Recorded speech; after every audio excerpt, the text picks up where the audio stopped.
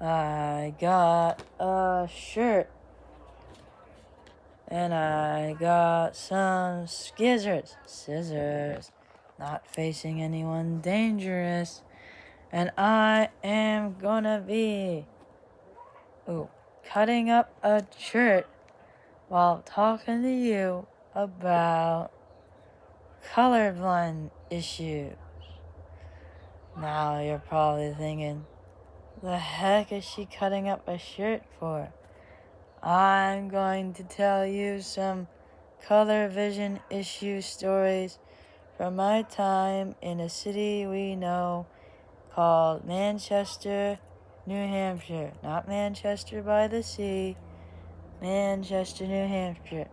And the t-shirts that I will be cutting are from my experience in that place in my life, and it was kind of toxic. And at that time in my life, I did not know that my vision was changing.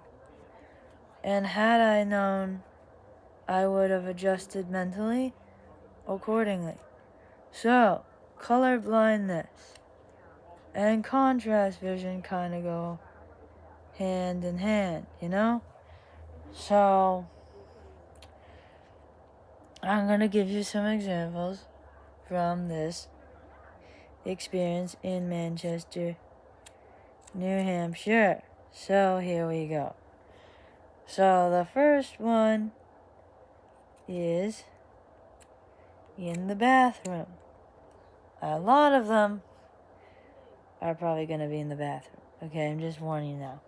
So, what happened is, ignore the background noise. I'm filming, and I don't care if anyone's not okay with it, because I thought everyone in my house right now was working in the room, but maybe not.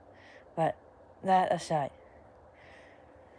So, I'm done with my shower. I'm getting out, and I figured I don't see anything in the tub, so it must be clean enough. Everything must have gone down the drain and got rinsed by the shower water. But a day later, one of the girls comes to me and says, "Hey, there's been a lot of hair." Here's part of the shirt. Hair in the tub, or the shower. It was more like a standing thing. It wasn't really a tub.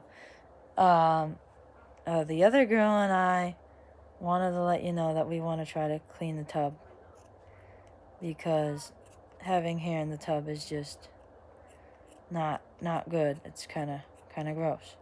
And I'm like, oh, I could have sworn when I took a shower there wasn't any hair, so I'm sorry. I'll try to be more conscientious about that, because I'm not a gross person.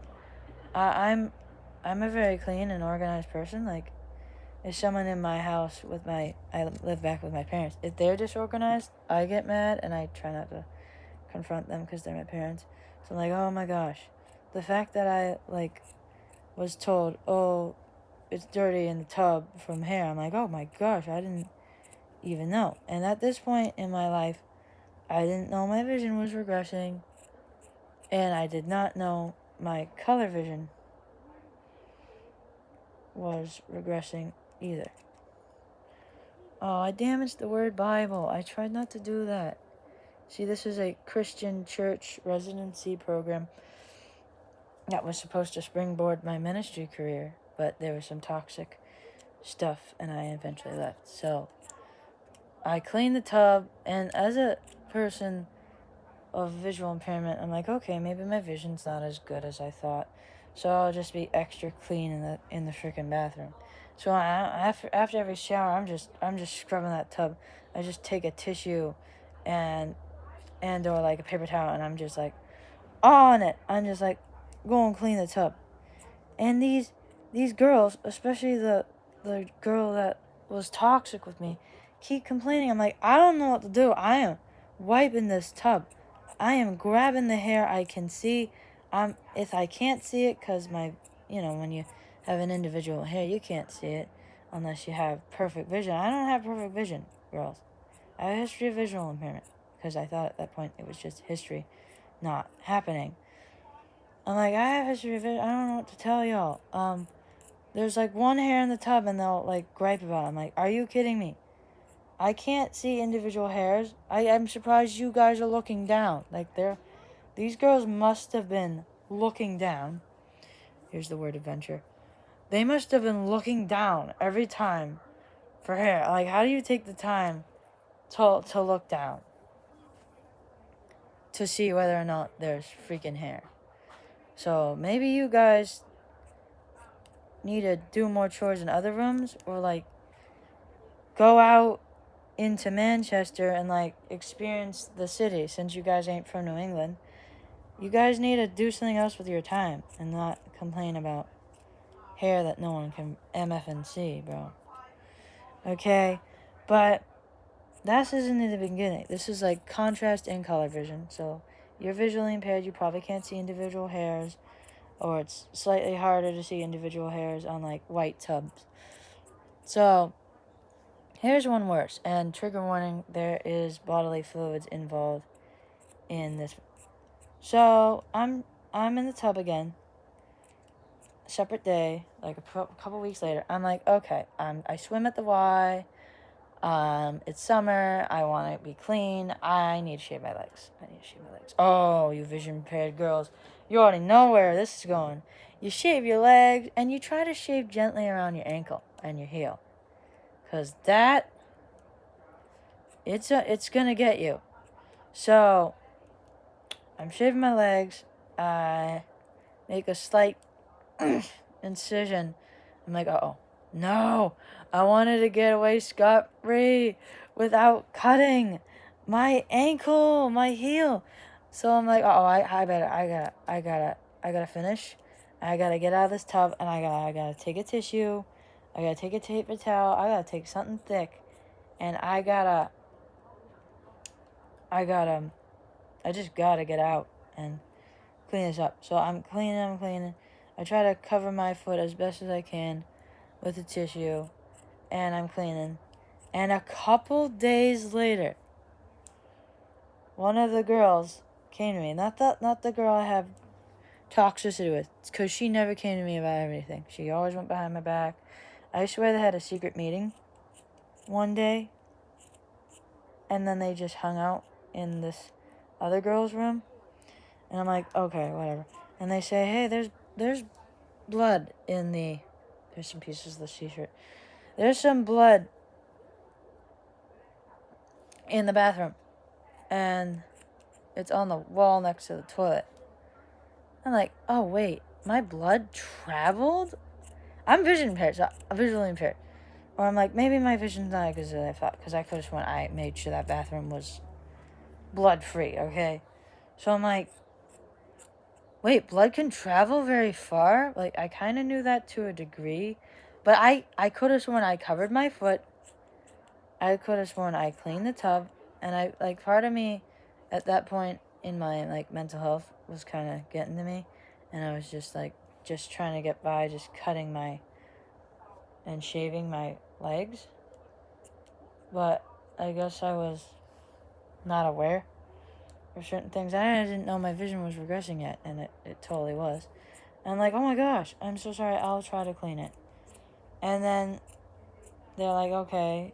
And then as I'm cleaning it, I'm like, I should tell them about my history of visual impairment, just in case that this is actually my vision impairment. My eyes aren't as good as I thought I was, or maybe my vision's just not doing so hot for some reason. There's more shirt.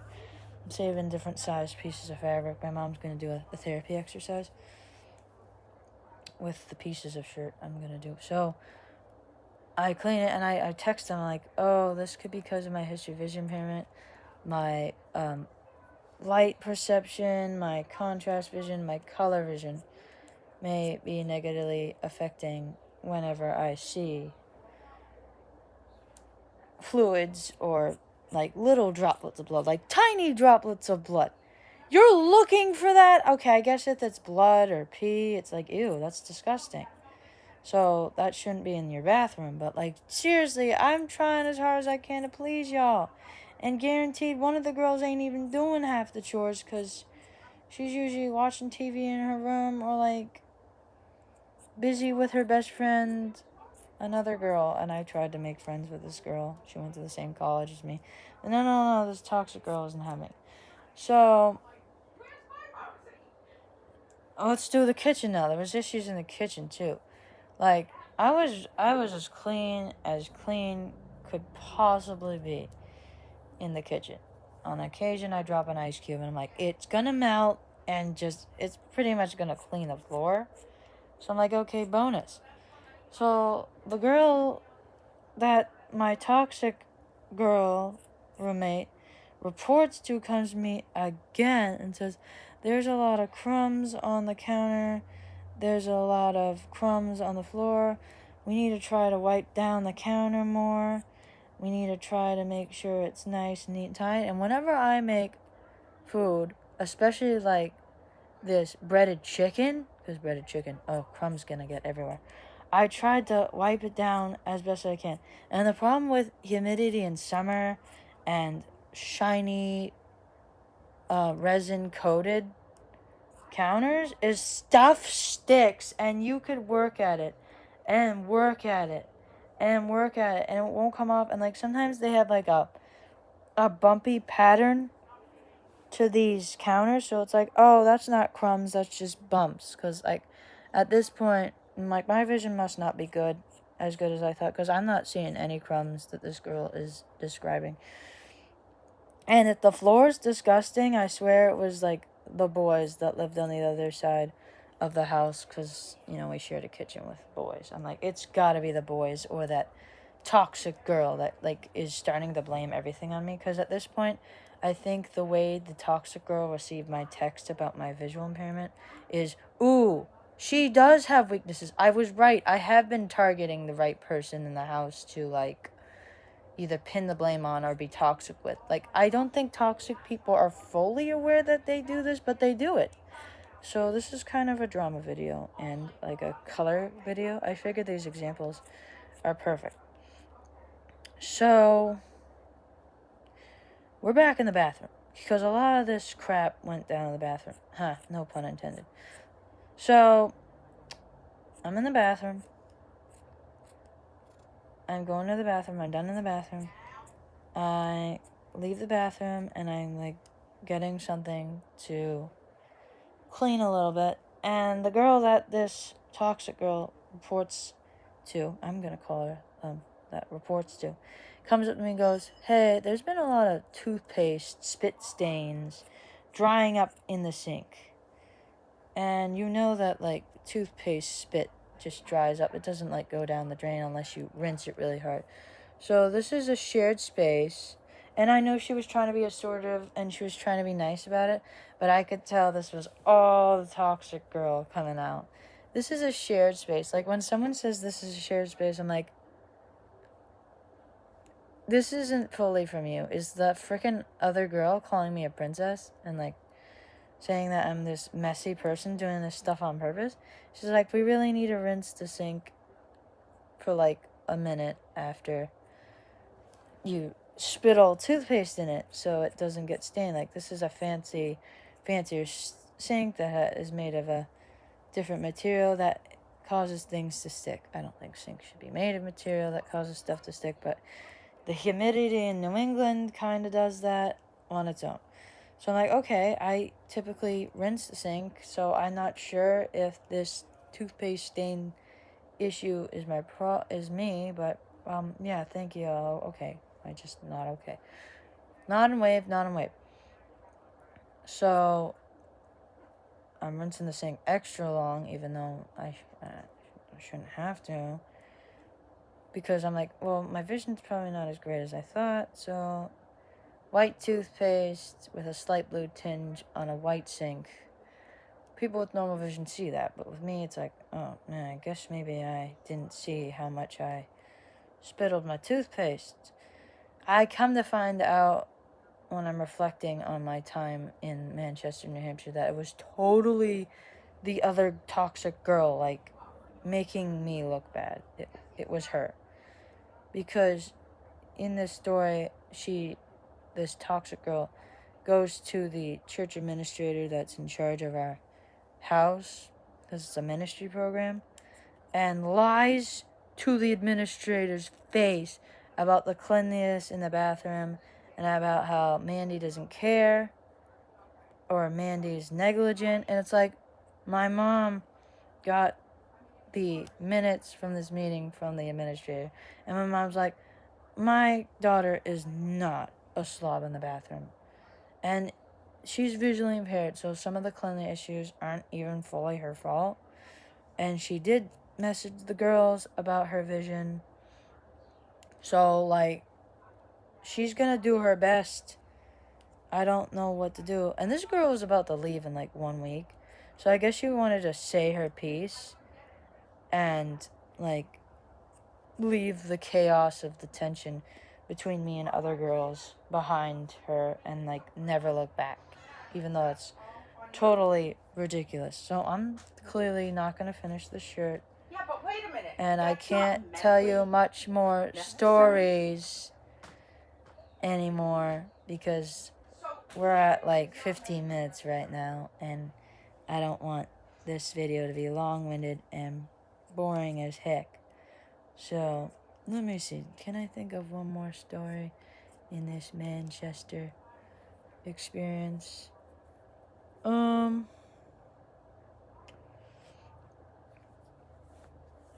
I guess the other story, this last one, it's got bodily fluids, just trigger warning, is there weren't just problems with this first toxic girl. The girl that she reported to, the reason why she reported to this other girl is, one, she, like, was trying to make friends with her and separate her from me because her and I were trying to be friendly, and this toxic girl, like, tried to suck the energy out of that. This girl that the toxic girl reported to, she had OCD, and she had cleanliness. She was very strict about cleanliness, and I actually, at first, I liked that, because I'm like, I want to be clean too, because I'm visually impaired. I like being organized. So this was not an issue with the toxic girl. This is an issue with the OCD girl. She came to me once and said, I noticed there's been a lot of urine droplets on the toilet and poop stains in the toilet. So, again, shared space. We need to be cleaning the toilet more. I suggest that every time you go to the bathroom,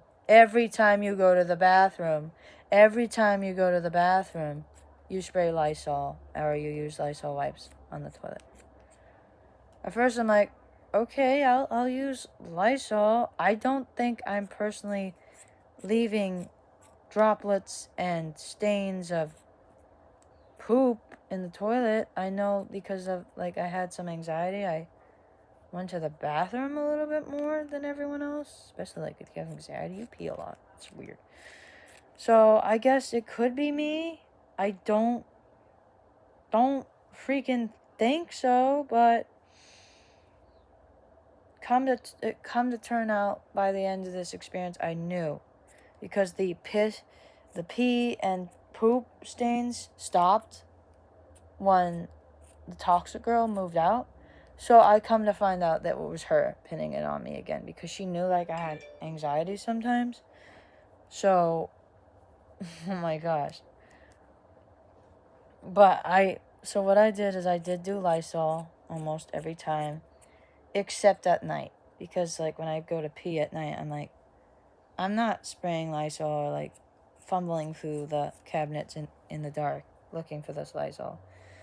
Because I'm not going to even be able to see where the droplets or poop stains are in the dark because of night vision. And also because during the day it's already hard enough because of color vision and contrast vision. And most people would probably say the poop is probably easier because it's brown. But, like, by poop stains, she meant, like, little, like, crumbs that just float in the toilet sometimes, because sometimes the toilet just doesn't flush everything, you know?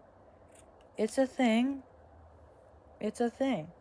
So those are some examples of how color vision and contrast vision can totally get to you, and like you could not see, and then people blame it on you even though it's not really your fault. I'm also kind of processing some of the funny, crazy memories from this experience in Manchester. So if you found this relatable or helpful, please share it, because when you share it, it gets pushed out to more people, and maybe more people will want to watch this because it was kind of a roommate story too. If you like this video and want to push it out to more people, other than sharing, like it, because when you like it, it gets pushed out to more people. And again, roommate story, so people will probably eat this up. And if you want to see more videos like this or on rants on visual impairment, subscribe, because then the channel and all the videos get pushed out simultaneously.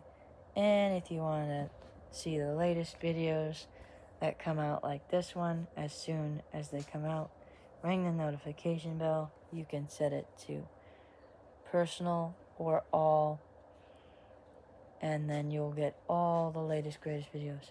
That's it for now. Here's the pile of shirts I cut up during this video. That's it. Bye-bye.